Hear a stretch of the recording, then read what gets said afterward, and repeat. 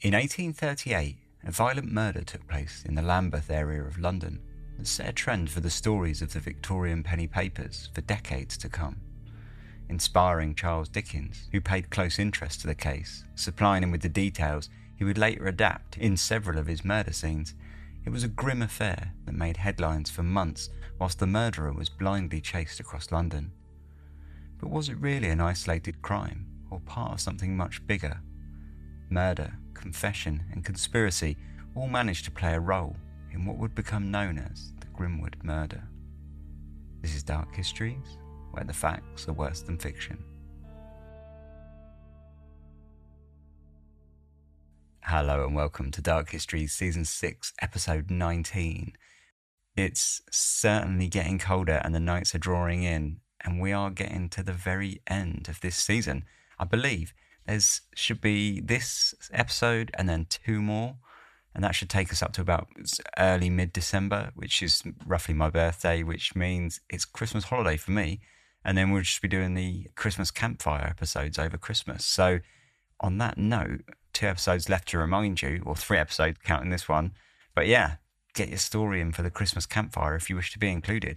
Loads of people have been sending stories in so far, which is really exciting. I think this is definitely going to be the biggest year. We've so far got at least enough content for 2 episodes. But, why not more? So if you want to get involved, definitely send your story in. It can be a big old winter evening festival of ghost stories and weirdness. So, yeah, looking forward to that. But, yeah, if you would like to get it in, email me, contact@darkhistories.com. And basically everyone that sends stuff in gets included. So yeah, don't worry. Sometimes I get emails from people say, I'm not sure if this is really good enough. And then they tell a story and it's great. So yeah, of course, if you take the time to write your story up, I'll take the time to put it into the episode, definitely. So yeah, definitely do that if you want to get involved. Anyway, let's get on with this week's episode because it's a bit of a chunky one. This is Eliza Grimwood and the Lambeth Ripper. Depending on one's social class, London in the springtime of 1838 could be a fairly uplifting place to be. 9 months into the reign of the young Queen Victoria, whose ascension to the throne had come just a month after her 18th birthday, the country found itself projecting a refreshingly positive atmosphere. Political and social reforms came sharply into focus, and the Industrial Revolution hit full stride, transforming the landscape as the wealth of the British Empire flowed into the docklands of the East End. Omnibuses clattered through the dank, muddy streets, carrying passengers to theatres, railway stations and the Crystal Palace, whilst people thronged to fashionable shopping districts, illuminated cafes and concert halls. Silk and lace mingled with crushed velvet and blackened leather as courtesans, crossing sweepers and noble-looking gentlemen all mingled in chaotic harmony. But despite all of this positivity amongst the wealthier citizens, criminality and poverty thrived in a metropolis that was struggling to get to grips with its rapid expansion. Nestled alongside the fashionable streets of the West End, squalor and filth served as a harsh juxtaposition to all the glamour of the empire's capital. Countless chimneys belched coal smoke into the sky. Mud, manure and straw mixed together in the cholera-filled streets that were tinged with the smell of slaughtered cattle, sewage and soot. Pickpockets, burglars and child gangs all worked to make a living at the expense of others, whilst prostitution was named as the new social evil, or, in more poetic publications, likened to the upas tree, spreading its invasive and toxic roots across London. In one estimate, the city was host to almost 10,000 sex workers and over 3,000 brothels, catering to a population of almost 2 million. For some people, this was a fairly conservative figure, and the police magistrate put the number far higher, suggesting that there were between 50 and 80,000 women who were working the streets at night. The reason for such a large swing in numbers was largely down to precisely how one defined the term of prostitute. On one end of the spectrum were the sex workers that frequented the bars and theatres with their well-to-do clientele. These were independently minded, entrepreneurial and often professional women who more often than not saw sex work as a short-term solution to the problem of the 19th century gender inequality, saving money to open legitimate businesses. On the far other end of the spectrum were the true unfortunates, as they were known, women who were often homeless and living hand to mouth and selling sex sporadically in order to pay for their needs from day to day. In the latter half of the 19th century, there were efforts to classify sex workers into 4 distinct groups, though in typical Victorian classist and oppressively sexist style, it did little more than frame the high-class prostitutes as innocent, beautiful and tragic victims seduced by deplorable pimps, whilst the lowest classes were depicted as terrifying ghouls that stalked the streets at night, plundering drunken men and skulking off to their slums before daybreak to hide their sunken faces from the light of day. The reality was that sex work in Victorian London was a thriving business in all levels of society and in every borough of the city, from the fashionable streets of the Haymarket to the dark alleyways of the East End. The women involved spanned a huge, oftentimes fluid spectrum, impossible to neatly classify, but very easy to judge as a disease-spreading scourge to proper society with little impunity. Fancy men and bullies were 2 curious classes of people common throughout Victorian London that were associated with sex workers. Fancy men were looked down upon by polite society with the greatest of disdain and contempt. Associating with every class of sex worker, the fancy man was, for all intents and purposes, a kept man and could have come from just about any class of Londoner. As far as the public was concerned, he would almost always be labelled as a gambler, a thief, a con artist, or a simple ruffian. Granted, many of them were. Con artists were especially common amongst the higher classes of women, working alongside their partner to fleece as much money as they could out of their unenlightened clients. For the lower classes, ruffians just waited until a client was done with their appointment and then beat them up and mugged them. Many more fancy men, however, were simple tradesmen and labourers who just so happened to have struck up a relationship with a sex worker, but that did not stop the general public judging them as something unspeakably evil. Bullies, on the other hand, were more or less all a pretty unlikable bunch. Associated with the sketchiest of brothels, they were something like doormen who routinely mugged a house's clientele under the guise that they were a deterrent for bilking or the practice of leaving a brothel without paying. The better off a client appeared, the more money would be taken by the bullies, though conversely, the less violent his mugging would be. After all, the bullies did not want to deter their clients from ever returning, especially the ones that could pay. As far as bullies were concerned, the public saw them as nothing more than thugs, criminals and alcoholics, which was, for the most part, a fairly astute judgment. Oftentimes, this judgment extended to any man that associated with sex workers, whether they were innocent fancy men or low-life bullies. The vast majority were all one and the same in the eyes of the general public, so many fancy men tried their best to carry out their relationships with a certain degree of discrepancy. With the Metropolitan Police Force, formed nearly 10 years earlier, London was certainly a somewhat safer place to be than it had been earlier in the 19th century, but the fledgling force was, in many respects, still learning the ropes, manoeuvring its way through a complicated city that fostered a large amount of distrust towards the new authority. Crimes were routinely unsolved and, worse, unreported.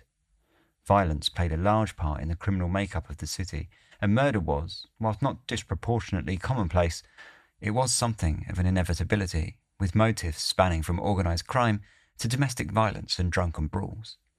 Sex workers out on the streets in the dark were running huge risks on just about every level, and therefore often found themselves at the sharp end of violent crime, infamously culminating in the killing spree of Jack the Ripper that shone a glaring light on the poverty of the East End.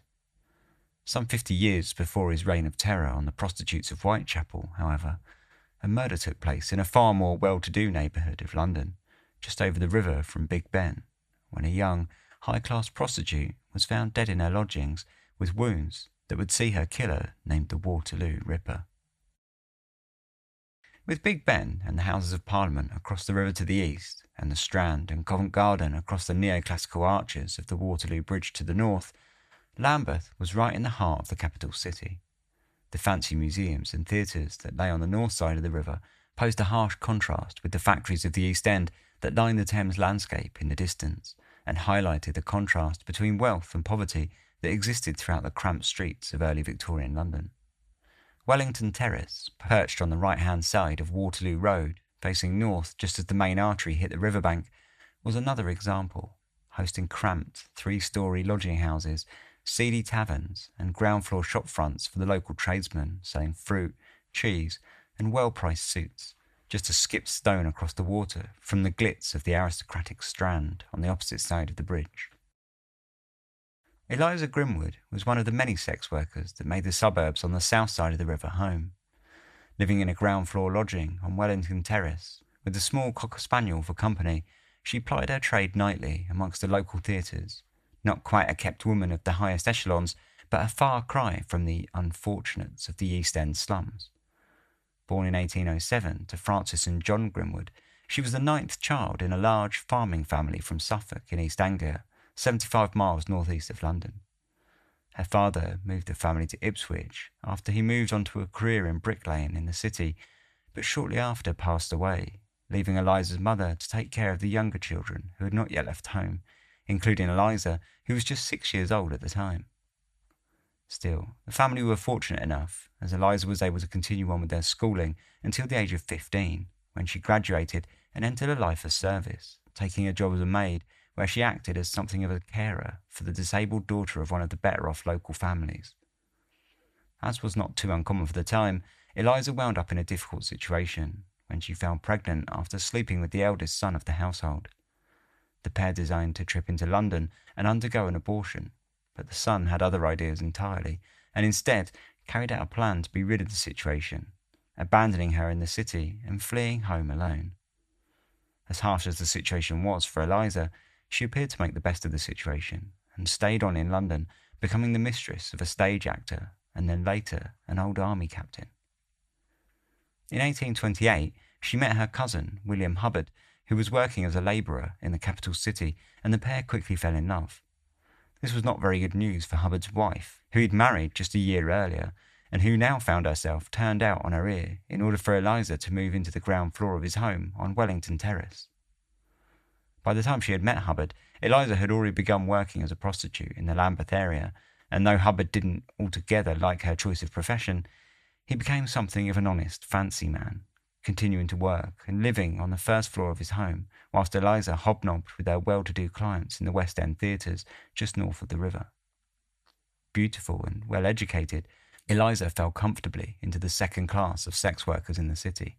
Described as better educated and more genteel, they made their homes throughout Soho, Waterloo Road and Chelsea, and spent their time drinking wine or gin in restaurants or coffee in the cafes that interspersed the bars and theatres, accompanying regular clientele on nights out to catch a performance or to dine on the fancy fare of the nearby supper rooms.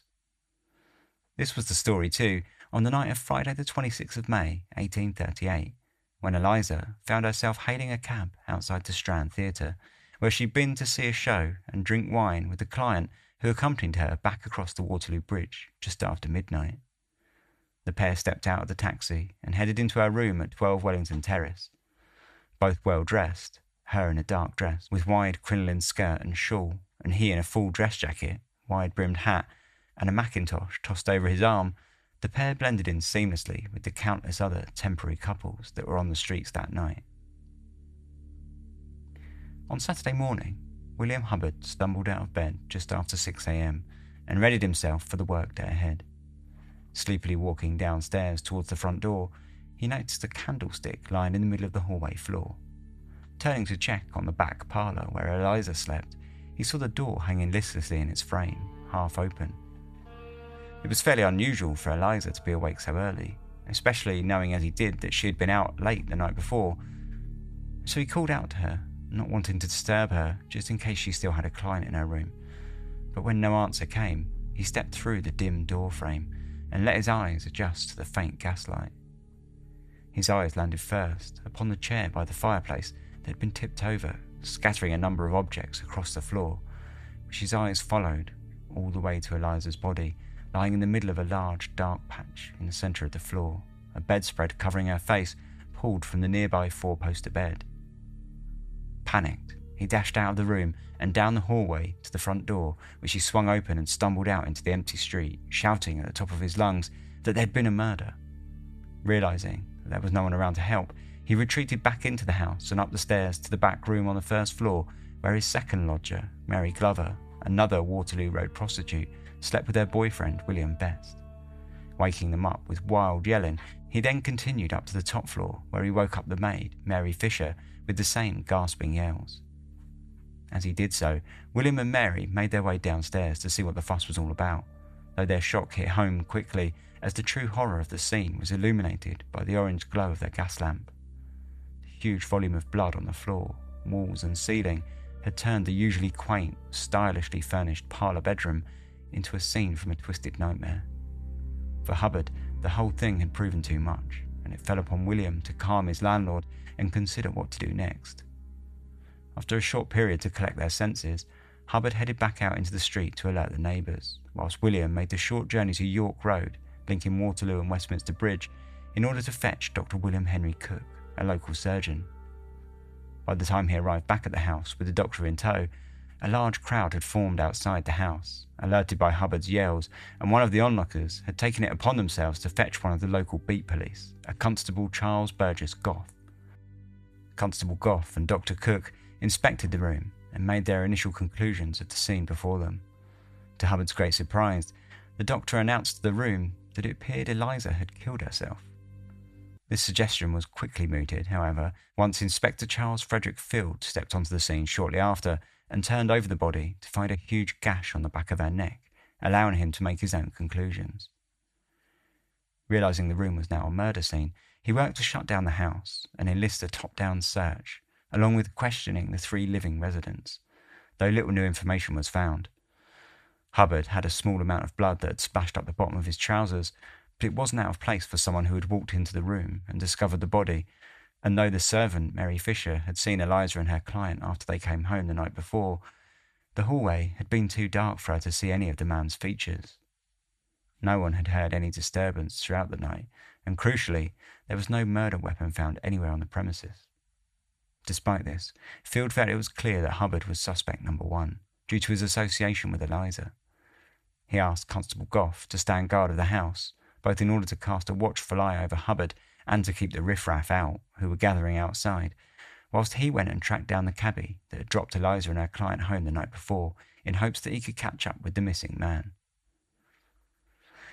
It was surprisingly easy for Field to find the right cabbie. Joseph Spicknell describes Eliza's client as a 5'7" tall, foreign-looking, elegant gentleman with dark hair. He was dressed well, in full dress coat and a waistcoat, along with a mac over his arm, and seemed on familiar terms with Eliza, who he had called Lizzie. Through the cabbie, Field was able to trace Eliza's steps back to the Strand Theatre and spoke to a waitress there named Charlotte Parker, who had served the couple drinks. Charlotte backed up the cabbie's description, suggesting that she was fairly sure her client was a Frenchman, though he spoke good English.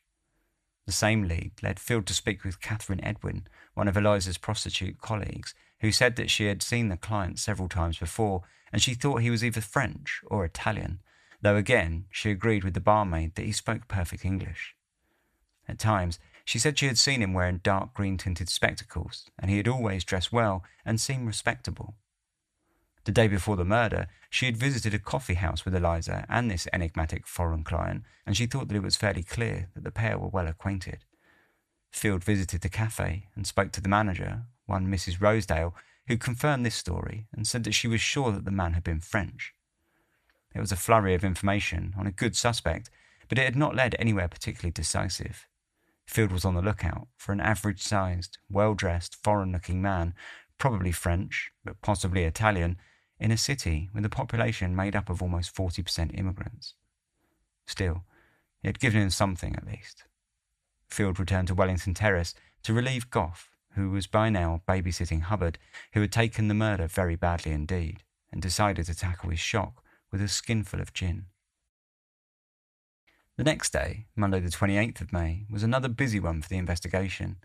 The early morning newspapers had caught wind of the story and made the most out of it, causing the front of the house to continue to be surrounded by intrigued onlookers. Naturally, the news focused on the most salacious points of the case, calling Eliza remarkably handsome and laying out her attachment to Hubbard, whilst commenting on the frequency with which she brought home other men from her time spent at the theatre, and describing her room as having been a deluge of blood. That afternoon, the inquest took place in the nearby York Hotel, where the coroner took the jury to see the body laying in the bedroom before addressing a series of witnesses, including Hubbard, who explained that Eliza had in fact been his cousin, and that he knew she had worked as a prostitute. Though he didn't like it, he said, He admitted that he had partially profited from her income in the past. This news made him an instant rogue in both the eyes of the jury and the police, who doubled down on their initial suspicions. William Best, Hubbard's lodger who lived with Mary Glover in the first-floor bedroom, did paint Hubbard in a slightly better picture when he told the room that Hubbard and Eliza had had a good relationship, and that, though they had quarrelled occasionally, it was never violent and no more than usual for any relationship. Mary Fisher confirmed William's story, and then Dr. Cook told the room that Eliza's wounds were impossible to have been made with any household razor and would have definitely needed a weapon of significant heft. He also thought that, in his opinion, the murderer would have been covered in blood after such a brutal attack. The day ended with the inquest adjourned until Thursday, but the evening was far from through. Field went back to Wellington Terrace, where he found a pair of lavender gloves that had slipped down the back of Eliza's bed, stitched with the initials SKR, and at the same time, Eliza's body was removed in order for Dr. Cook and Dr. Ion to carry out a post-mortem examination. Though the doctor had initially suspected suicide, it had quickly become abundantly clear under proper examination that Eliza had been the victim of a brutal attack. Having been jumped on from behind, she had suffered a stab wound that had left a triangular gash 3 inches deep, starting from behind her right ear and travelling across the back of her neck to within an inch of her left ear. Having not quite killed her outright, the attacker had then stabbed her twice in the chest and once in the abdomen, dragging the knife up and down, leaving great gashes that covered most of her upper body. Finally, the attacker had cut her throat, with the wound getting deeper as the blade had travelled from right to left. Several defence wounds were found on her hands, especially her left hand, which was cut, presumably where Eliza had made efforts to grab the blade in a panic. With the amount of blood that had been in the room and the manner of the wounds, Cook was now, more than ever, convinced that the attacker would have had to have left the scene covered from head to foot in blood. The following day, Field was back in Wellington Terrace, turning the place upside down in a desperate hunt for some kind of clue. Failing to turn anything up, he tracked down a host of Eliza's colleagues and clients, but was unable to confirm much other than the fact that Eliza was a relatively high-earning sex worker who was fussy with her clientele, which included several high flyers, including barristers and wealthy business owners and tradesmen. She worked when the mood suited her and seemed to enjoy it. She had gained a clientele who were all unequivocally complimentary of her, and none who seemed to hold any ill will towards her whatsoever. Thursday saw the resumption of the inquest, where Dr. Cook's post-mortem report was given to the jury, as well as a few minor witness accounts, including Eliza's brothers, who had now moved into Wellington Terrace. With little more new information coming to light, Field put in a request to bolster the crew of police investigating the case, which was swiftly granted, allowing him to carry out a complete teardown of the house the next day, after the inquest had been once more adjourned. That Friday, Field's growing team of policemen stripped the house bare. They swept the chimneys, emptied the water tanks, and sifted through the cesspits in the hope of finding a discarded murder weapon of some kind, but it was all to no avail. That afternoon, Eliza was buried in St. John Churchyard, a short walk down Waterloo Road from Wellington Terrace. Papers reported over 1,000 onlookers turning up to see the ceremony, though Hubbard was not one of them, as he had been advised to stay away from the proceedings due to the danger of mob violence, confirming that he was, in many people's minds, still the hottest suspect in the case. 2 hours before the funeral, a short, bald man had walked into Clayton's tailor shop, next door to Eliza's house on Wellington Terrace, and asked to speak to Mr. Clayton. Clayton was one of the jurors at the inquest, and this mystery man told Clayton's assistant that he had information on who the murderer was that was important for the case. He wanted to give it to Clayton directly, he said, because he did not trust the courts, and he had no wish to take an oath in the courtroom. For some reason, however, when Clayton's assistant had turned to summon his master, the man's courage had left him, and he had taken off out of the shop. Clayton was not so keen to let the man just disappear, however, and he ordered his assistant to go and follow him in order to see what he was all about. The assistant managed to catch up with him in time to see him enter a stationer's and buy a sheet of paper, and then to a cafe, where he had sat down and began to scrawl frantically at one of the tables. The assistant hailed a nearby beat policeman and explained the situation, and the pair came up with a plan. The policeman stood watch whilst he sent the assistant into the cafe and got him to peer over the writing man's shoulder in order to try and ascertain to who, or what it was that he was writing. Unbelievably, this plan worked, and the assistant was able to see that he had addressed the letter to either Mr. Grimwood or Mr. Best at 12 Wellington Terrace. The assistant backed out of the shop and informed the policeman, who promptly arrested the man and took charge of the letter. Once up in front of the magistrates, the man finally gave up his name, John Owen, and he admitted that he was a Welsh cooper and a Baptist, though it quickly became clear that he was undoubtedly a little on the eccentric side. His letter, though, told a story that was difficult to ignore. June the 1st, 2:30 in the afternoon. Gentlemen, a friend of mine this morning has made to me a disclosure in a particular way that will, I have no doubt, lead to the detection of the villain that committed the atrocious murder. The man he suspects is a good-looking man with dark or large whiskers, thin-made, nearly about 6 feet. You will excuse me from writing his name and address for many reasons. He is by profession a Baptist and member of abstinence.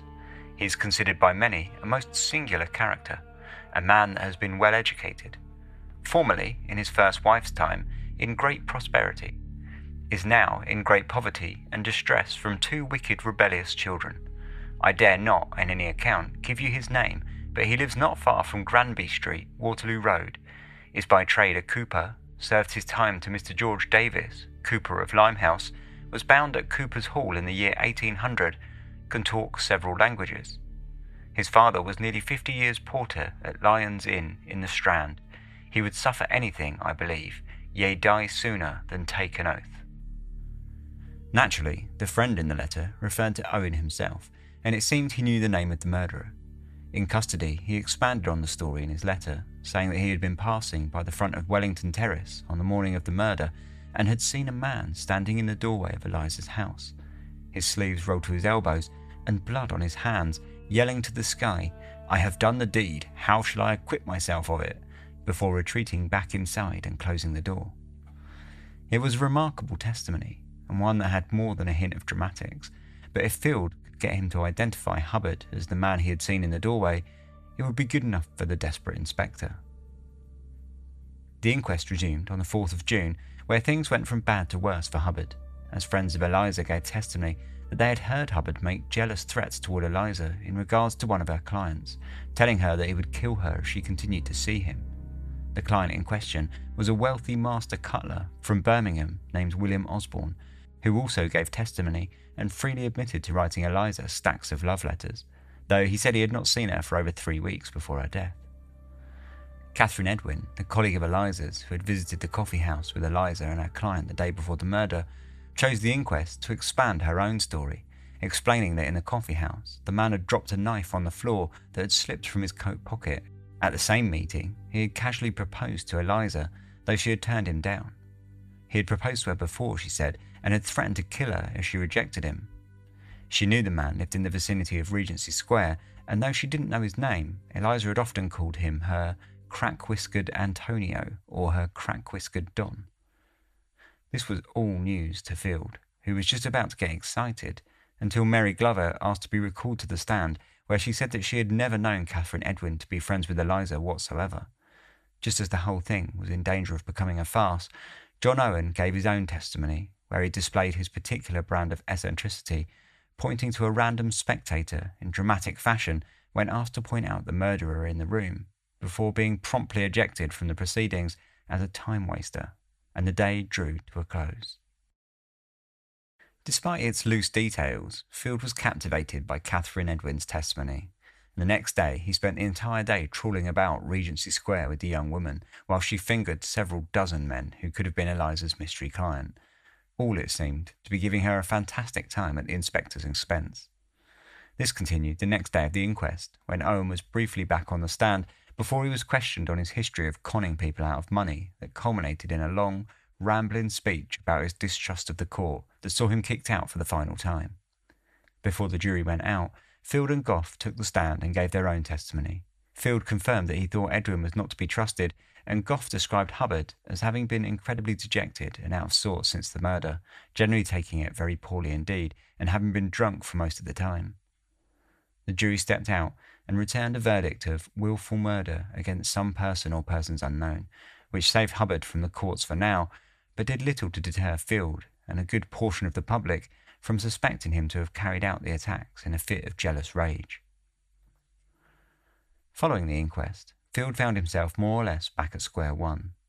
A reward of £50 was offered for information that would lead to a conviction, but all that seemed to do was bring more cranks out of the woodwork, as the investigation team were inundated with hoax leads, whilst Field toured the seedier areas of London on the hunt for a mystery French-speaking foreigner. The days spent looking for a needle in a haystack were punctuated by small flurries of more promising activity, like the night of the 10th of June, when Field was tipped off by Eliza's brother that Hubbard was planning to secretly skip town. Field immediately rushed over to Wellington Terrace to watch Hubbard, who left the house shortly before midnight, and visit 2 other houses in the area, stopping in at the second for the night.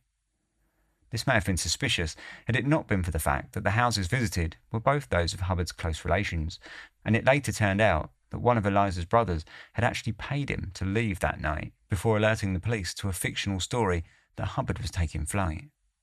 Ever since the murder, there had been a significant amount of tension between Eliza's brothers and Hubbard, and it became obvious why they wanted him out of the house a few days later when the brothers set up a macabre impromptu auction out of the house, selling off all of Eliza's furniture and belongings to souvenir hunters looking for a piece of the day's hottest story, including her dog, who was sold to a pub landlord in Shoreditch who planned to display the pet in order to draw some custom. That same night, Field was called into the station upon the receipt of a letter that claimed to have been from the mystery Frenchman. Goswell Street, June the 8th, 1838.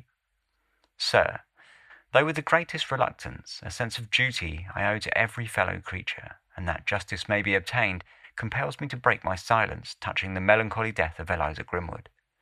Ever since the horrid deed has been perpetrated, I have had the public prints, and have attended the inquiry whenever I could obtain admittance, though in disguise, but have as yet remained silent. I am the person who accompanied Eliza Grimwood home on the night in question from the Strand Theatre, and intended to have remained with her all night, but previous to retiring, we had a few words, and the noise, I imagined, brought a man downstairs to the passage, who was Hubbard. I, thinking I was about to be done, as the saying is, made up my mind to leave the house at the time, and took up the candlestick to light myself out, leaving Eliza nearly naked in the room, when I met Hubbard at the room door, and he seemed very vexed at my leaving, and attempted to detain me. Calling her, Eliza, at the same time, a blank, and added, "You blank, I'll do for you." I forced myself from Hubbard's grasp, who was in his shirt without a waistcoat, and in so doing let the candlestick fall. The candle had gone out previously in the scuffle, and I opened the street door and went out. Hubbard appeared as if he would, what is termed, bully me, but was afraid of making any noise, as the whole affair was without much noise on my part, as I had nothing to fear from him, being taller and stronger. One very important thing I observed while in the room with Eliza Grimwood, which I cannot help recollecting, was the presence of a chamber utensil, which was moved by me. When I left the house, as far as I can calculate, as I did not have my watch with me, it was about 1 o'clock, or a little after, as it wanted 20 minutes to 12 when we left the pit of the Strand Theatre.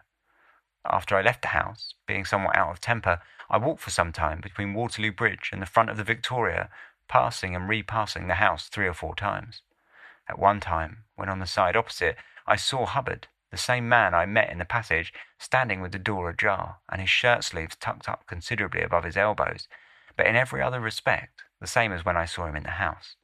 Upon seeing him, I hallooed to him if he had done for a yet. He, recognising me, immediately closed the door, but softly, not with a slam. Of course, at the time, I thought nothing of that, considering Eliza nothing more than an unfortunate female, and the house one of bad fame. In the scuffle with Hubbard, I lost a pair of black kid gloves, which I imagine I dropped in the passage, as I had them in my hand, and a gold signet ring with my crest, a boar's head upon it. It fitted me loosely, and it was dragged off by Hubbard in my struggle to force myself from him. The ring is a red carnelian, and a solid one, worth £3. I am not a foreigner, but an Englishman, though I possess somewhat of foreign appearance from a residence in the West Indies 7 years. My whiskers are now shaved off, which I am sure will account for my not being recognised at the tavern, and I have altered my dress very materially. The story of Edwin is entirely false as regards the Piccadilly affair. I have never been in the street with Grimwood or any other woman, have been twice with her before to a hotel in Hart Street, Covent Garden, but never with her more than an hour or two, having met her in the street or in the saloon of Covent Garden Theatre. However, if it will in any way aid, I have made up my mind to appear in public and establish the guilt of Hubbard. If you will publish this letter, that will be sufficient for me to appear, and I will communicate all I know of her. Or if you think it will not be advisable to publish this, insert an advertisement in the Morning Chronicle that you wish me to attend upon you, and I am ever your servant. I have to apologise for detaining you so long, but hope seriousness of the affair will be taken as an excuse. I am, sir, yours respectfully, John Walter Cavendish. It was not the first letter that the police had received claiming to be from Eliza's mystery client. That very morning, 2 other letters had been received, with one claiming that if Hubbard was to be tried for murder, he would come forward and confess everything in order to save him, along with letters that gave detailed descriptions of fictional murder weapons, and one from a psychic who claimed to have dreamt the solution. This letter, however, had more than a ring of truth to it as far as Field was concerned. Whilst the majority of the details could have been gleaned by anyone who had either attended or followed closely the inquest, there were 1 or 2 small tidbits that the public had not yet been made aware of. Chiefly was the information about the lavender gloves found in Eliza's bedroom marked with the initials SKR. Whilst it is true that these initials didn't match up with John Walter Cavendish, that could easily have been a pen name, and though the colour was completely off, the fact that he had even mentioned gloves at all was no small matter for Field, despite the fact that the letter was also littered with several errors. Field set off back out into the early morning streets and picked up Hubbard, arresting him on suspicion of murder, whilst the next day officers were sent out to Goswell Road and the surrounding area to knock door to door in the hopes that they could track down the letter writer. By now, the forces were being stretched pretty thin. The reward had been raised from £50 to £150, and a deluge of false leads and hoaxes was swarming upon the investigations, sucking time away from Field and his men. Field took it upon himself to investigate the boarhead crest mentioned by the letter writer, but failed to turn up any leads on a possible family name, whilst the stamp of the letter was traced to a post office in Highbury, 4 miles across London, north of Waterloo Road. The postmaster, Mrs. Humphreys, was questioned and said that she recognised the letter, claiming it had been sent by a young man named Mr. Milan, the 25-year-old son of a nearby stationer. The police called into the stationers and brought another envelope, having the young man fill out the address of 12 Waterloo Terrace, both so that they could compare the handwriting and to see his reaction when asked to fill out the address. Whilst the police thought the handwriting appeared to match, Milan denied having sent the letter, leading to the police summoning him for questioning at the magistrate's court. Once there, Milan admitted that he had been to the post office that day, but not sent the letter in question. When Mrs. Humphreys was questioned further, it turned out that actually she had not seen Milan at all. She had only remembered hearing his voice that day, and further admitted to have never seen the letter before the police had showed it to her. With little more to go on, and the veracity of the letter becoming less and less solid by the day, the police published it in the Morning Post, as instructed, in the hopes that the writer would come forward. But no one showed. This seriously undermined its importance as evidence against Hubbard, who was eventually discharged due to lack of evidence, though Field continued to have him followed in secret. Once again, Field found himself back at square one. Deciding to follow up on the gloves that he had found in Eliza's bedroom, he set about visiting all the glove cleaners across London, one by one, hoping that one may recognise them. In a rare patch of luck, it turned out that one of the cleaners actually did recognise the gloves very well, and he was quite sure they belonged to a man named Skinner, whose laundry was handled by a Mr. Phibbs. Field contacted Phibbs, who confirmed that they had belonged to Skinner's son, a wealthy tobacconist with a penchant for the ladies. Field confronted Skinner, who confirmed that they were his gloves, but said he had not seen them for months, having lost them whilst visiting his mistress in Red Lion Square. When questioned on Eliza Grimwood, he assured the police that he had never met her in his life. In another twist of fate, it turned out that Skinner's mistress was Eliza's niece, a woman named Harriet Chapman, who confirmed that the gloves had been left at her house, where she had used them as cleaning rags before giving them to a friend. Skinner was watched by Field for a while, but when he decided to bring him into the station in order to see if any of the witnesses could finger him as the mystery foreigner, none recognised him at all. Field's final clue was, once more, a complete and utter dead end. The investigation sputtered along for a while, until eventually Field's team was cut down to just himself and Gough. In the void of any real information, the papers continued to print stories that grew ever more sensational and tenuous by the day, including rumours that Wellington Terrace was haunted. With nothing solid ever arising, however, the stories slowly began to thin out, and the case eventually fell by the wayside. In 1842, the Detective Division was founded, and Field was made inspector before being promoted to Chief of Detectives 4 years later. He retired in 1852, having never discovered who it was that killed Eliza Grimwood, though the case never left his mind, and he had continued to investigate it in private. Hubbard remained a suspect until he died in poverty in 1841 of inflammation of the lungs. In the 1830s, the concept of the serial killer was still decades away, as the development of the police force's detective division matured and new ways of looking at crimes began to emerge. Despite the similarities in the case of Eliza Grimwood to those victims of the notorious Jack the Ripper who stalked the East End of London 50 years later, no efforts were made by the police to link her murder with any others that had taken place in the same area and around the same time. Had they done so, they may have found a new suspect. Born in 1816, Francois Benjamin Courvoisier grew up working as a labourer on his father's farm in the rural Swiss municipality of Mont-la-Ville on the far western Swiss-French border. After his sister moved to Paris in the early 1830s, Francois too decided to fly the nest, skipping across the Channel to wind up in London in 1836. Once in London, his uncle, who, working as a butler for the English baronet Sir George Beaumont, helped Francois to secure a job in the service industry, working as a valet in the Hôtel de Port de Dieppe, a small hotel owned by a French couple on the outskirts of Leicester Square. Francois stayed there for a while in order to find his feet, but soon moved on to the Hotel Bristol in Jermyn Street, where he focused on learning English in order to improve his job prospects. His hard work paid off when he took a position as a footman to the wealthy Lady Julia Lockwood, and then as a footman for a wealthy city banker and Member of Parliament.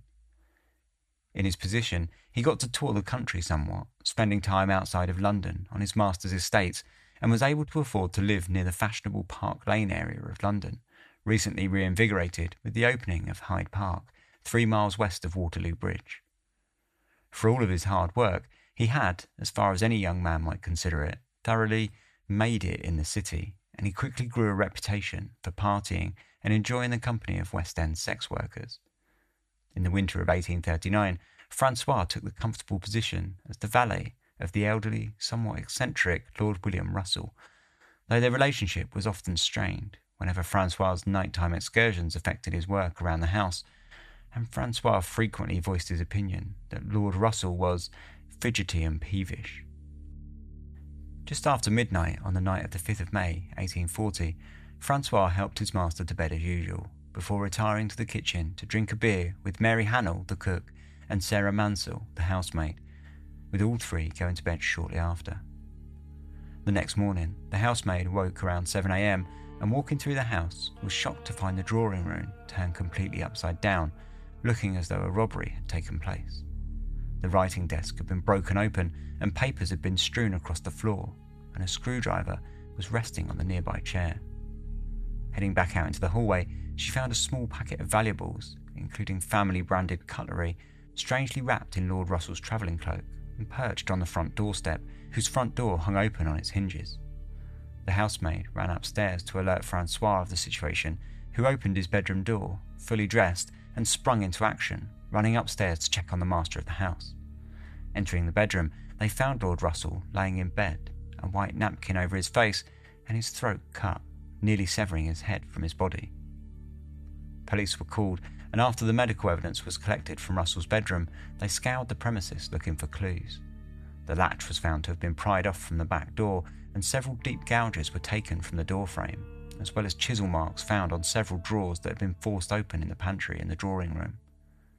Weirdly, for a break-and-entry case, however, no marks were found on the likely access route over the rear wall of the garden, nor were any doors inside the house damaged.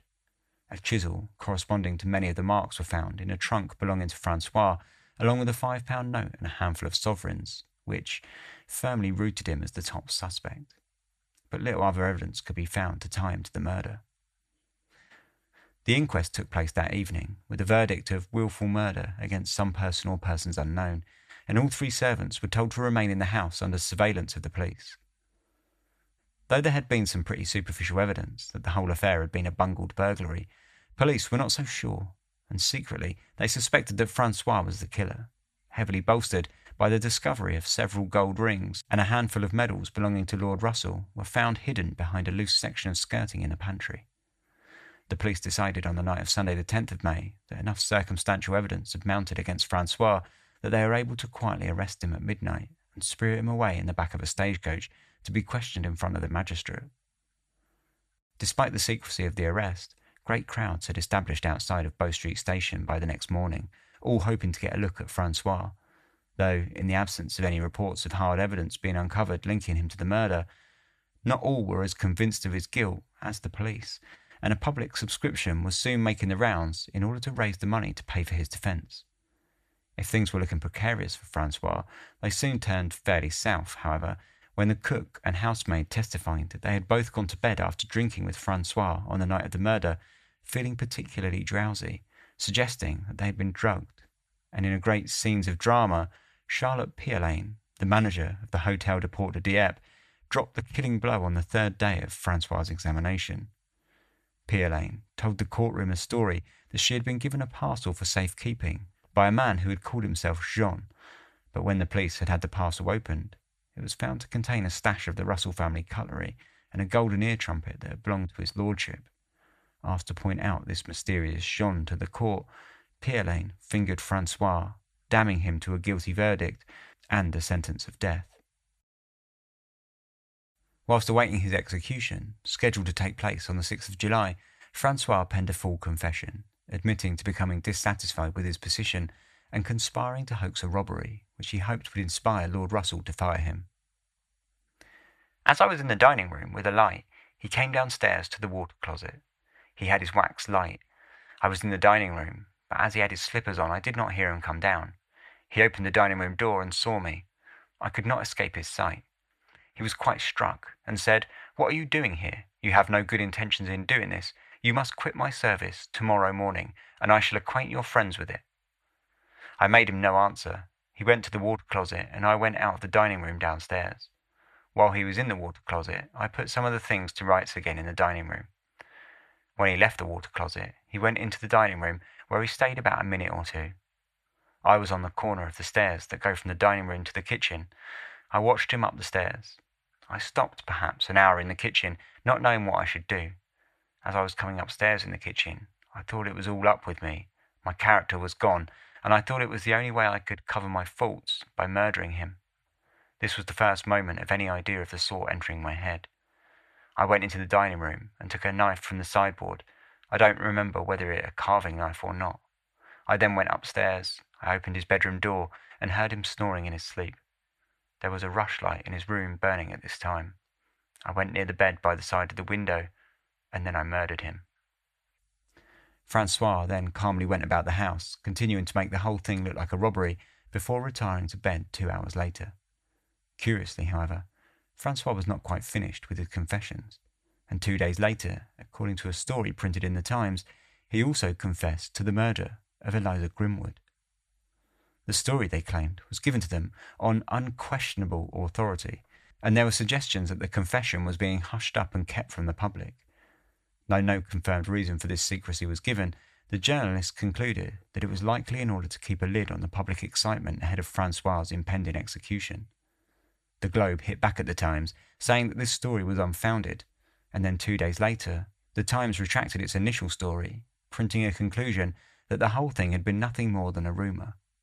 Francois was hanged on the 6th of July in front of a crowd of 15,000 Londoners, before slowly the whole thing faded out of the public eye. But how close to the truth had the Times really been?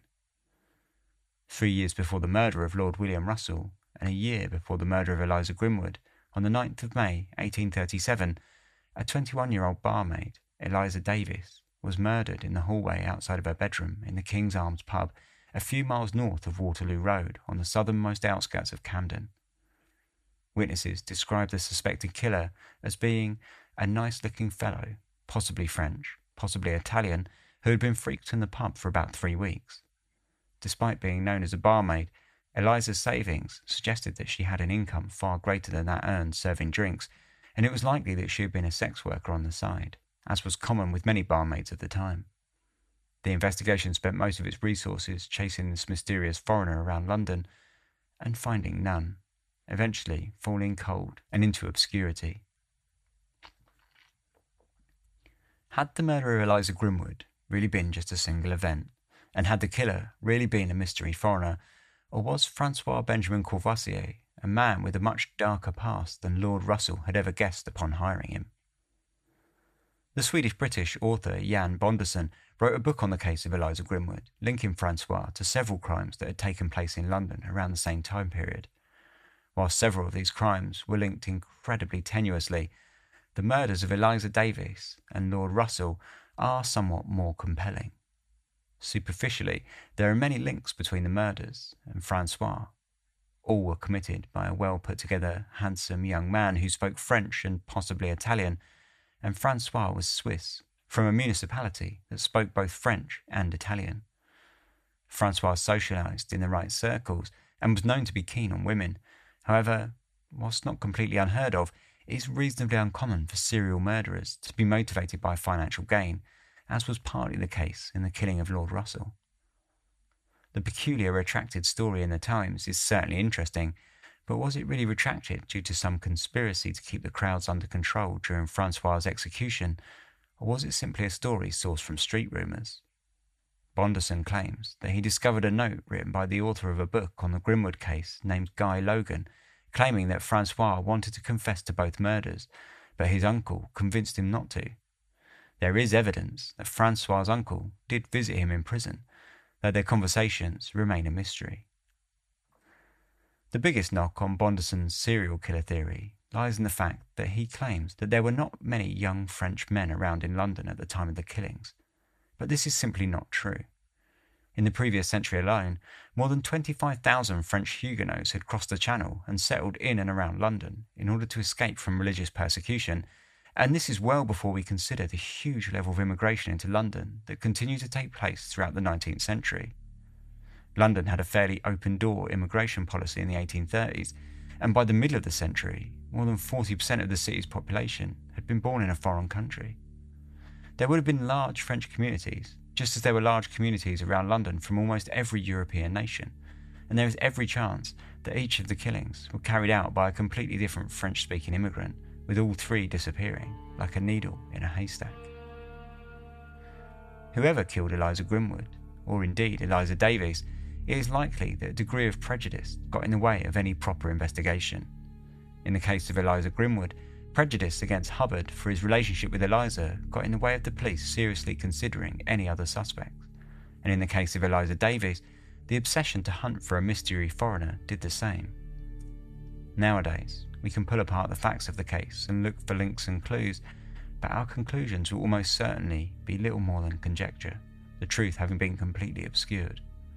Was Francois Courvoisier guilty of more than a single murder, and was his confession really hushed up by the powers that be?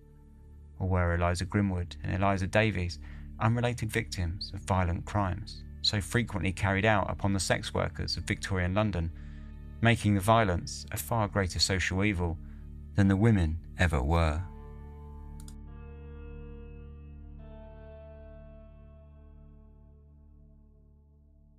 So that was the story of, well, quite a few stories, I suppose. Eliza Grimwood, but Eliza Davies and Lord Russell as well. And we'll talk a little bit about that after these short advert breaks. So thanks very much for listening. Quite an intriguing story, this one. Primarily for me, because I'm really intrigued by the serial killer idea. So in this book by Jan Bondeson, I'm not sure I fully go in with Bondeson on it, because he picks about 4 or 5 cases that were roughly from the right area, but they really had nothing in common, and they didn't, honestly, I don't think they seem linked to me. Most of them were only linked in the sense that that the people murdered had their throats cut. That seems like a bit of a tenuous link to me. the two that I picked that I thought were most likely to be linked, if they were all linked, was the Eliza Davies case. And that was because, again, she was a working girl. And I thought it interesting that both of their names were Eliza, because I remember reading before that there are like weird little links like that often will manifest themselves in a killer's mind, and that will be what will drive them to kill again, because that this person. So for example, maybe he killed Eliza Davies, and the guilt of that murder is what drove him to kill Eliza Grimwood, because her name was the same, and it always reminded him of this previous murder and of his guilt. And so, so I've read this before, that this can happen as a kind of motive. So that really interests me. But also just the fact that they were both working girls, they were both had their throat cut. It's the problem with that is, of course, women who were working the streets were seriously putting themselves up for a whole heap of danger on just about every level. So like just because the two were working girls, in a way it links them, but in another way it sort of doesn't as well, because because this was a group of people who were in infinitely more danger than most normal people. So, is that something that links them or not? But honestly, for me, that's kind of where this finishes. And I do think it's in an interesting path to go down. And I think it's definitely worth investigating. And I think it's possibly worth investigating more to see if there are any more murders around that area and around that time. Bondeson, in his book, I feel like he pretty much goes all in, that he thinks that it was Courvoisier. Personally, why I don't want to sort of like fully commit to it, and I think it's really interesting, but I think it deserves more investigation before you can come to that conclusion, is the fact that Bondeson sort of says, that there weren't many French people in London at that time, and he genuinely puts this in the book as and it's clearly just to bolster his argument, because the first thing I thought when I read that was, well, that's straight up not true. There were like hundreds, well, there were thousands of French people in London at that time. So I mean, I looked up the census, 1841 census, and found that there were 306 French people in London at the time who had written the place of birth as France in the census. So that's 306 that were on the census, but there would have been thousands more who didn't sign that census. So already we got 306. That's not a huge number, right? But in the 18th century, so 100 years prior, there are known to have been like 25,000 Huguenots that came across the Channel to settle in England, escaping religious persecution. And a lot of them settled in East London. And I know that because my family is descended from them. My family is descended from the Huguenots that settled in Bethnal Green in London. So, like straight away I was like, well, this isn't true. This is just not true. Like, there was thousands of French people in London at the time. So that then I continued doing a little bit more digging, and I found that in 1830 there were 30,000 passengers passing between French and British ports. And this was much later in the 19th century, so it doesn't directly correlate. So it's not the best data, but it's an interesting fact, is that in the 1880s, of the 4,200 prostitutes arrested in the West End, 769 of them were French, which suggests to me that there were thousands of French people in London in the 19th century. It's really hard to get an exact number because although there was census, there were just so many transient people and also people who just weren't going to be filling out a census and who were also going to be lying on the census. So generally speaking, when you saw the census only having 306 people, you can probably assume that of those 306 people, they were probably well-off tradesmen or relatively well-off people, and that they with sort of fixed addresses and property, maybe even, whereas there would have been thousands more who just wouldn't have, filled out a census or would have lied on the census. So that, anyway, all that says to me is that Bondeson is wrong when he says that there weren't many French people in London at the time. And I don't like that he has obviously written a book on this case, so he's done a lot of research. and yet that's the conclusion that he comes to.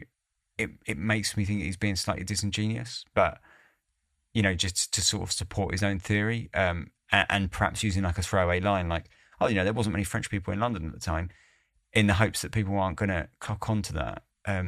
Anyway, that for me is what makes it very difficult to sort of pin Courvoisier just yet.